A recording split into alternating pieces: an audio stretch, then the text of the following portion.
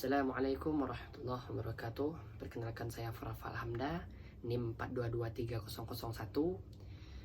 Prodi Ilmu Hadis. Tujuan saya membuat video ini yaitu untuk memenuhi ujian tengah semester mata kuliah filsafat umum dengan dosen pengampu Bapak Mualim Lubis. Pada video kali ini saya akan membahas mengenai aliran-aliran filsafat modern. Sebelum kita masuk ke materi tersebut, tentu kita harus mengetahui asal-usul dari filsafat modern. Asal-usul dari filsafat modern ini sendiri berkaitan dengan sebuah peristiwa yang bernama Renaissance, yang dimana Renaissance ini disebut juga dengan masa pembaharuan, yaitu terjadi dalam kurun waktu abad ke-14 sampai ke abad 17 dalam sejarah Eropa. Nah, di dalam kurun waktu ini juga disebut sebagai masa peralihan, yaitu peralihan dari zaman pertengahan akhir ke zaman modern, teman-teman. Renaissance itu sendiri bermaksud yaitu kebangkitan kembali atau lahir kembali kebudayaan Yunani dan kebudayaan Romawi dalam konteks pemikiran filsafat.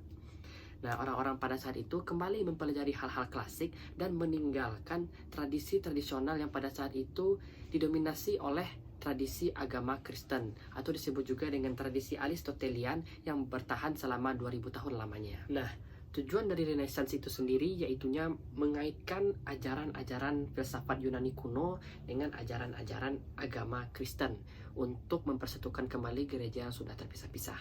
Ciri-ciri pemikiran pada masa pembaharuan Renaissance ini yaitunya humanisme, yang dimana orang-orang itu sudah berpikir secara individu dan sudah mengandalkan rasio atau akal dan sudah mengandalkan pengalaman atau yang disebut juga dengan empirisme.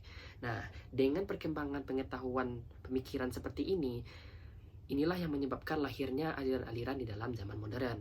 Maka kita langsung masuk saja ke aliran-aliran modern ini yang terbagi menjadi 13 aliran. Aliran yang pertama adalah rasionalisme.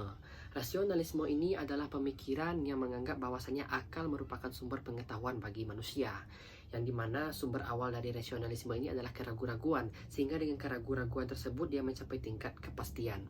Tokoh dari pemikiran rasionalisme ini adalah René Descartes, yaitu juga seorang pelopor pada pemikiran filsafat modern. Beliau memiliki ungkapan terkenal dengan kata-kata cogito ergo sum, atau yang diartikan sebagai saya ragu-ragu maka saya ada, dan jika saya berpikir maka saya ada. Yang kedua adalah empirisme. Empirisme ini adalah pemahaman yang dimana mereka mengembangkan ilmu pengetahuan berdasarkan pengalaman yang konkret. Menurut mereka, pengetahuan yang benar itu adalah pengetahuan yang didapatkan secara langsung berdasarkan pengalaman, dan kita harus merasakannya secara langsung. Nah, orang-orang empirisme ini berpendapat bahwasanya seseorang itu tidak akan mendapatkan ilmu pengetahuan jikalau dia tidak merasakan langsung atau tidak memiliki pengalaman akan bidang tersebut. Jadi, empirisme ini merupakan aliran yang bertolak belakang dengan aliran rasionalisme. Yang ketiga adalah kritisisme. Kritisisme ini merupakan aliran yang muncul untuk menyelesaikan perselisihan di antara rasionalisme dan empirisme tadi.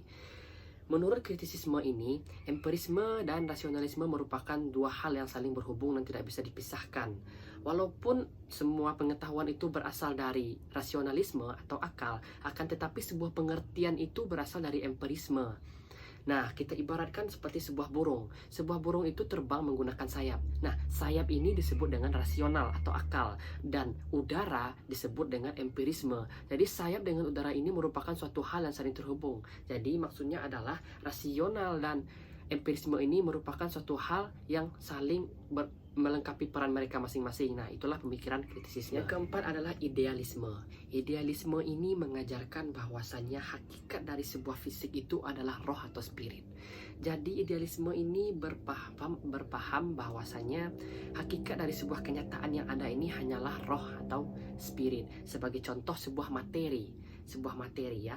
Sebuah materi ini hanyalah sekumpulan energi yang menempati ruang. Jadi maksudnya benda ini tidak ada, akan tetapi yang ada itu hanyalah energi itu saja. Nah, seperti itu pemikiran dari idealisme. Yang kelima adalah positivisme. Positivisme ini merupakan sebuah aliran yang pemikirannya terletak kepada hal faktual dan hal positif. Jadi maksudnya adalah ketika sebuah fakta sudah diperoleh, maka barulah kita bisa memberikan asumsi atau sebuah proyeksi untuk memikirkan masa depan atau memikirkan langkah selanjutnya.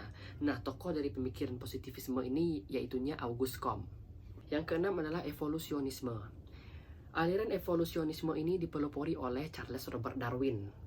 Nah, pemikirannya itu adalah perkembangan segala sesuatu, termasuk manusia, itu diatur oleh hukum-hukum mekanik, yaitu survival of the fittest and struggle for life.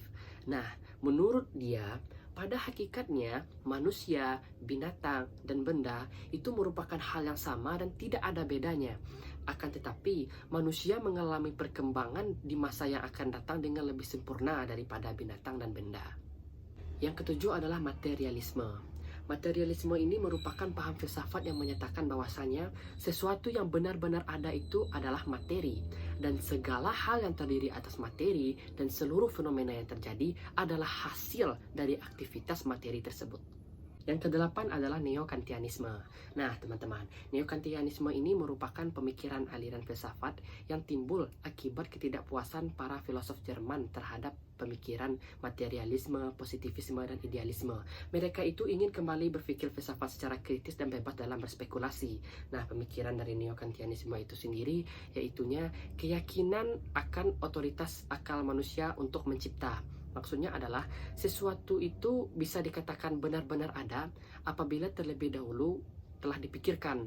Jadi maksud dari kata ada dan dipikirkan ini adalah sama, sehingga apa yang dipikirkan akan melahirkan isi pikiran. 9 adalah pragmatisme. Pragmatisme ini berasal dari kata pragma, yang artinya adalah guna.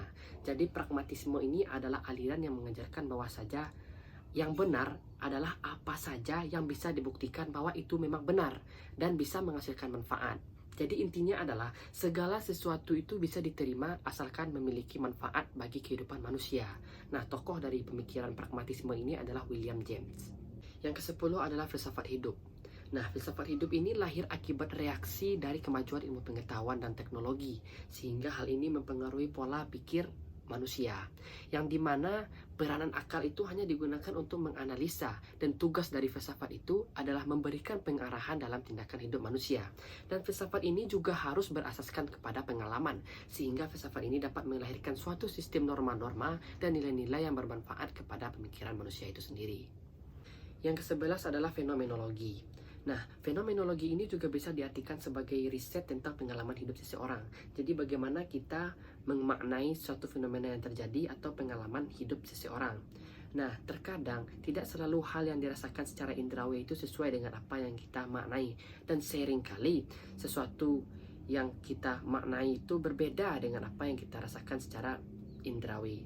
Nah, disinilah peran dari fenomenologi itu sendiri, yaitu mencoba mencari makna selain dari apa yang dapat dicapai oleh indera kita, dan juga untuk mencoba mempelajari struktur dari pikiran kita mengenai suatu objek yang kita lihat secara indrawi kita. Yang ke-12 adalah eksistensialisme.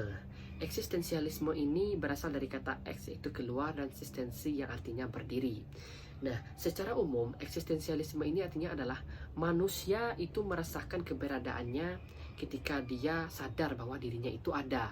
Jadi segala sesuatu itu keberadaannya ditentukan oleh akunya sendiri. Jadi eksistensialisme itu memandang bahwasanya bagaimana manusia itu berada atau bereksistensi di dalam dunia ini. Poin terakhir yang ke-13 yaitu neotomisme. Nah, neotomisme ini merupakan aliran filsafat yang berusaha untuk menghidupkan kembali pemikiran seorang tokoh filosofis dan teologisnya, yaitu Thomas Aquinas. Nah, pemikiran neotomisme ini berkaitan erat dengan agama Kristen. Salah satu pemikiran Thomas Aquinas ini adalah manusia itu harus menyeimbangkan akal dan imannya, sehingga baru bisa dia membangun dasar-dasar dalam berfilsafat Kristen. Nah, meski harus selalu didasari bahwa hal itu tidak mampu untuk selalu dilakukan karena keterbatasan akal. Baiklah teman-teman semuanya, terima kasih atas perhatiannya, dan sekian penjelasan materi tentang filsafat modern. Saya mohon maaf jika ada kata-kata yang salah. Wabillahi taufiq wa hidayah. Assalamualaikum warahmatullahi wabarakatuh.